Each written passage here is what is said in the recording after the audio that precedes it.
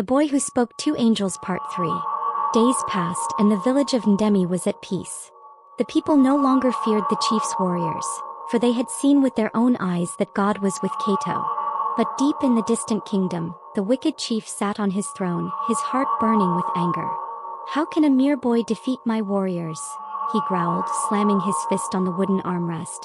"I will not be humiliated by a child." He called upon the sorcerer of his land, an old man named Motsi who was known for his dark powers. Motsi had eyes as black as the night and a staff carved with symbols no one understood. He bowed before the chief and spoke in a voice as cold as the wind before a storm. "My lord, this boy does not fight with the strength of men," Motsi said. "He is protected by a greater power." The chief's eyes narrowed. "Then break that power. Do whatever it takes. I want the boy brought to me or I want him destroyed." Motsi nodded and left the palace, disappearing into the shadows of the night. Meanwhile, back in Ndemi, Kato was teaching the villagers about God's love. He no longer feared anything because he knew the Lord was with him. But that night, as he knelt by the old well to pray, a cold wind blew through the village. The fire in the lanterns flickered and almost died. Kato's heart tightened. Something was coming. Far in the distance, he saw a strange fog moving toward the village. It was thick, rolling like waves, swallowing everything in its path. But this was no ordinary fog. A whisper came from it, low, eerie voices calling his name. "Kato, Kato, come with us." The villagers, still awake, ran inside their huts, shutting their doors tightly. Fear spread through the air like the scent of rain before a storm. But Kato did not run. He stood firm. "Who are you?" he called out. From the mist, a dark figure stepped forward. It was Motsi, the sorcerer. His long robe dragged on the ground, and his staff glowed with an unnatural light. "You are powerful, boy," Motsi said, his voice as sharp as a blade. "But I have come to show you that my power is greater." Kato looked up to the sky.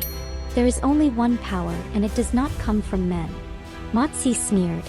"Then prove it." With a wave of his staff, the ground shook. The well beside Kato cracked, and water burst forth like a fountain. The wind howled, and the trees bent as if bowing to a terrible force. The villagers screamed from inside their huts. But Kato did not move.